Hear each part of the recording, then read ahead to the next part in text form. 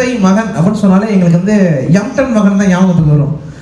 ஆனால் நீங்கள் வந்து நிறைய இன்டர்வியூஸில் அப்பாவும் நீங்களும் சேர்ந்து நிறைய இன்டர்வியூஸ்லாம் கொடுக்குறீங்க. அப்போ இப்போ ஓகே நிறைய ரிசல்ட்டை பார்க்கும்போது அக்செப்ட் பண்ணிப்பாங்க. இனிஷியல் ஸ்டேஜில் நீங்கள் பிஸ்னஸ்க்கு வரேன்னு சொல்லும்போது எந்த அளவுக்கு அக்செப்ட் பண்ணாங்க, இல்லை அதை அக்செப்ட் பண்ணுற அளவுக்கு நீங்கள் ஏதாவது ப்ரூஃப் பண்ணி காட்டினீங்களா? எப்படி சார் இந்த இனிஷியல் ஸ்டேஜில்? ஆக்சுவலாக வந்து அப்பாவுக்கு என்னை ரொம்ப பிடிக்கும், எனக்கு ரொம்ப அப்பாவை பிடிக்கும். ஆனால் நீங்கள் சொல்கிற மாதிரி நான் வந்து அவர்கிட்ட ஜாஸ்தி பேசினதே இல்லை. சின்ன வயசுலேருந்து என்னையும் என் தம்பியையும் ரொம்ப பார்த்து வளர்த்துனது அம்மா தான். அப்பா வந்து பயங்கரமாக வந்து அவர் ஹார்ட் ஒர்க் பண்ணுவார். ஏன்னா அவருடைய 15 வயசில் அவருடைய குடும்ப வறுமையின் காரணமாக எங்கள் அப்பாவை வந்து எங்கள் பாட்டி வந்து ஒரு வீட்டு வேலைக்கு சேர்த்து விட்றாங்க. கோயம்புத்தூரில் பாலத்துறை அப்படிங்கிற ஒரு வில்லேஜில். அங்கே வந்து எடுப்புடி வேலை செஞ்சு அதுக்கப்புறம் அங்கே கூட சமையலுக்கெல்லாம் ஹெல்ப் பண்ணிவிட்டு அந்த வீட்டில் சமையல் கற்றுக்குறாங்க. 25 வயசில் பெங்களூரில் ஹோட்டல் காமத்தில் போயிட்டு டேபிள் துடைக்கிற வேலை, அதுக்கப்புறம் வந்து கொஞ்ச நாள் கழித்து ஒரு சின்னதாக மெஸ் ஆரம்பிக்கிறாங்க. அதுக்கப்புறம் திரும்ப கோயம்புத்தூர் வராங்க. 1983 லக்ஷ்மி கேட்ரிங் சர்வீஸ் அப்படிங்கிறது ஆரம்பிக்கிறதுக்கு முன்னாடி லேத் ஒர்க் ஷாப்புக்கு வேலைக்கு போகிறாங்க, வண்டியில் காய்கறி விற்கிறாங்க. பட் ஒரு டைமில் வந்து அவங்க ரியலைஸ் பண்ணுறாங்க நம்மக்கிட்ட வந்து ஒரு சமையல் அப்படிங்கிற ஒரு கலை இருக்குது, ஏன் நம்ம அதையே வந்து செய்யக்கூடாதுன்னு சொல்லி ஆரம்பித்தது தான் லக்ஷ்மி கேட்ரிங் சர்வீஸ். ஸோ ரொம்ப சின்ன வயசுலேருந்து அவர் ரொம்ப கஷ்டப்பட்டதுனால வாழ்க்கையில் வந்து எப்படியாவது ஜெயிக்கணும் அப்படிங்கிற ஒரு அந்த ஃபயர் வந்து அவருக்குள்ளே நான் வந்து பார்த்துட்டே இருப்பேன். மொத்தம் அப்பா கூட 7 பேர் அவங்களோட கூட பிறந்தவங்க. தாத்தா வந்து சின்ன வயசுலேயே தவறிட்டாங்க. ஸோ அப்பா வந்து பிஸ்னஸையும் டெவலப் பண்ணிட்டு அந்த 7 பேரோட லைஃப்பையும் செட்டில் பண்ணாங்க. எல்லாரையும் பாலக்காடு தான் அவரோட சொந்த ஊர்.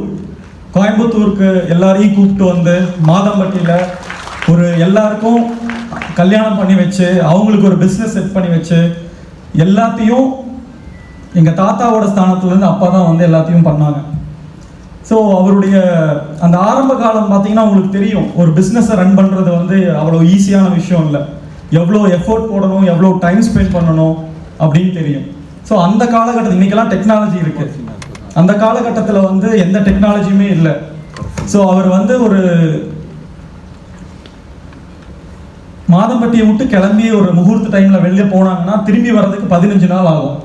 வரிசையாக கல்யாண மண்டபம், ஒவ்வொரு மண்டபமாக முகூர்த்தம் இருக்கும், ரிசப்ஷன் இருக்கும், முடிச்சுட்டு தான் திரும்ப வருவாங்க. ஸோ எங்கள் கூட டைம் ஸ்பெண்ட் பண்ணுற அளவுக்கு வந்து அவருக்கு அந்த டைமில் வந்து டைம் இல்லை. ஆனால் ரொம்ப குவாலிட்டியாக டைம் ஸ்பெண்ட் பண்ணுவாங்க. ஸோ அப்பா கிட்ட ஏதாவது கேட்கணுன்னா அம்மா மூலமாக தான் கேட்போம். ஆனால் பயங்கரமான ஒரு பாண்டிங் இருக்கும். ஆனால் அதை வெளியே காமிச்சிக்கிட்டது இல்லை இது வரைக்குமே. பட் நான் வந்து பிஸ்னஸ்க்கு வர்றப்போ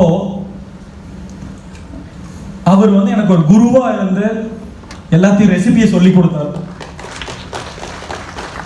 ஒரு சின்ன பிரச்சனைனாலும் நான் வந்து அப்பாவுக்கு ஃபோன் அடிச்சிருவேன். அப்பா இந்த மாதிரி வந்து ஒரு சின்ன உதாரணம் சொல்லணும்னா, கரெக்டாக 18 வருஷத்துக்கு முன்னாடி கோயம்புத்தூரில் ராமகிருஷ்ணான்னு ஒரு கல்யாண மண்டபம், ரொம்ப ஃபேமஸான மண்டபம். அங்கே வந்து கிளைண்ட் வந்து ஒரு 1000 பேருக்கு சொல்லியிருந்தாங்க, 1300 பேர் வந்துட்டாங்க. ஸோ ஒரு வெஜ் கட்லெட் போட்டிருந்தோம், அந்த கட்லெட் வந்து தீந்துடுச்சு. அப்பா கூப்பிட்டேன், அப்பா இந்த மாதிரி எல்லாமே மேனேஜ் பண்ணிவிட்டு அந்த கட்லெட் மட்டும் என்ன பண்ணுறதுன்னு தெரியலங்க. உடனே கேட்டாங்க, மசால் தோசை இருக்கான்னு கேட்டாங்க. இருக்குங்கப்பா அப்படின்னா, அந்த உருளைக்கிழங்கு மசால் இருக்கும்ல அதை எடுத்து காய்கறி இருக்கும் டக்குன்னு கட் பண்ணி மசாலா ரெடி பண்ணி சீக்கிரமாக அதை ரெடி பண்ணுன்னு ஒரு, ஏன்னா கட்லெட் ரெடி பண்ணணும்னா அதுக்கு ஒரு 45 மினிட்ஸ் ஆகும். ஆனால் அவர் சொன்ன மெத்தடில் 10-15 மினிட்ஸில் அடுத்த 500 பேர் கட்லெட் ரெடி பண்ணிட்டோம். ஸோ இதெல்லாம் வந்து அந்த அனுபவத்தில் அவர் வந்து ஒவ்வொரு இடத்துலையும் எனக்கு வந்து ஒரு குருவாக இருந்து லீட் பண்ணாங்க. நான் வந்து பேரண்ட்ஸை வந்து நான் தப்பு சொல்லலை. அவங்களுக்கு என்னன்னா, son of M Kumaran, sorry அந்த பிரகாஷ் ராஜும் ஜெயம் ரவி ஒரு படம் பண்ணியிருப்பாங்கல்ல, இல்லை இன்னொரு படம் சந்தோஷ் சுப்ரமணியம். அவர் ஆஃபீஸ் போகிறதுக்கு முன்னாடியே அவர் எல்லா வேலையும் முடிச்சு வச்சிருப்பாரு. சில பேரண்ட்ஸ்க்கு என்னன்னா, நம்ம பசங்களை வந்து ஏதோ ஒரு இடத்துல கரெக்டாக நம்ம அவங்கள வந்து சேஃபாக கொண்டு போகணும் அப்படின்னு கூட இருந்தே வந்து பண்ற சில விஷயங்கள் வந்து அவங்களுடைய கான்ஃபிடன்ஸை வந்து நிறைய இடத்துல வந்து குறைச்சிடுது. அதுல நல்ல விஷயம் இருக்கு, ஆனா அதுல ஒரு நெகட்டிவும் இருக்கு. பட் என் அப்பா வந்து என்ன பண்ணாருன்னா, நான் வந்து மாதம்பட்டி அப்படிங்கிற பிராண்ட் என் பேருக்கு முன்னாடி போட்டுக்கிறதுக்கு 5 வருஷம் டைம் எடுத்துக்கிட்டேன்.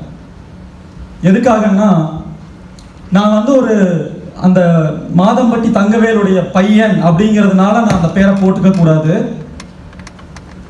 எனக்கு அந்த பேரை போட்டுக்கிற அளவுக்கு தகுதி வந்ததுக்கு அப்புறம் தான் நான் அந்த பேரை யூஸ் பண்ணிக்கணும் அப்படின்னு நான் வந்து வெயிட் பண்ணேன். 5 வருஷம் கழிச்சு நான் வந்து ஒரு இடத்துக்கு போய், நான் சமையலுக்கு வந்த புதுசுல நான் சொல்லுவேன், நான் வந்து மாதம்பட்டி தங்கவேலரோட பையன் அப்படின்னு சொல்லி தான் இன்ட்ரடியூஸ் ஆவேன் கிளைண்ட் கிட்ட. 5 வருஷம் கழிச்சு நான் வந்து அதே மாதிரி நான் வந்து மாதம்பட்டி தங்கவேலோட சன்னுங்க ரங்கராஜ் அப்படின்னு சொல்றப்போ, மாதம்பட்டி ரங்கராஜோட அப்பா தான் தங்கவேல் அப்படின்னு அவங்களே சொல்ல ஆரம்பிச்சாங்க. Super super. என்னன்னா, எந்த ஒரு பதவியும் ஆகட்டும், புகழ் ஆகட்டும், பேர் ஆகட்டும், நம்மளா போட்டுக்கிறத விட மக்களா கொடுக்கறதுக்கு தான் வேல்யூ ஜாஸ்தி.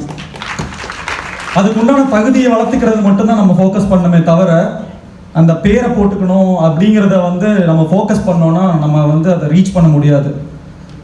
ஸோ என் அப்பா வந்து என்ன பண்ணாருன்னா, கிட்டத்தட்ட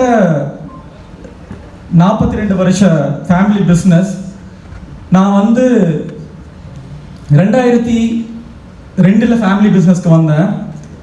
2007 யூ ஓன்ட் பிலீவ் என்கிட்ட ஹேண்ட் ஓவர் பண்ணிட்டார்.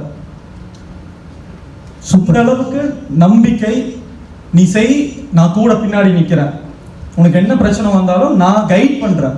Super super. எனக்கு வந்து ஒரு பட்டம் மாதிரி, அந்த நூல் பட்டம் மாதிரி நான் பறந்துட்டு இருக்கேன். எங்க அப்பா வந்து என்ன அந்த நூல் வந்து நின்று என்னை வந்து அப்படியே எந்த அளவுக்கு உயரமா நான் போகணுமோ அதுக்கு வந்து ப்ராப்பரா என் கூட நின்று என்னை வந்து வழி நடத்தினாரு.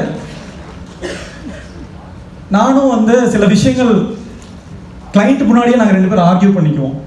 மெனு போடுறதுல நான் ஒரு ரெசிபி, ஒரு மெனு சொல்லுவேன், அப்பா ஒரு மெனு சொல்லுவார். அப்போ வந்து கிளைண்ட்டும் இருப்பாங்க. நான் சொல்லுவேன், அப்பா 10,000 பேருக்கு இந்த ஐட்டம் பண்ண முடியாதுப்பா, சரியா ஃபினிஷிங் கொடுக்க முடியாது, நம்ம வேற பண்ணலான்னு நான் சொல்லுவேன். கிளைண்ட் முன்னாடியே பேசுவேன். அவர் வந்து சரி ஓகே மாற்றிக்கலாம்னு சொல்லுவார். ஸோ எல்லா இடத்துலையுமே வந்து எனக்கு ஒரு ஃப்ரீடம் கொடுத்தாரு. அந்த நம்பிக்கையை நானும் காப்பாற்றினேன். கண்டிப்பாக. ஸோ அதுதான் வந்து இந்த சக்ஸஸ்க்கு காரணம். நீங்கள் சொல்லும் போது சொன்னீங்க மாதம்பட்டிங்கிற பேர். இன்னைக்கு நம்ம வந்து யூடியூப்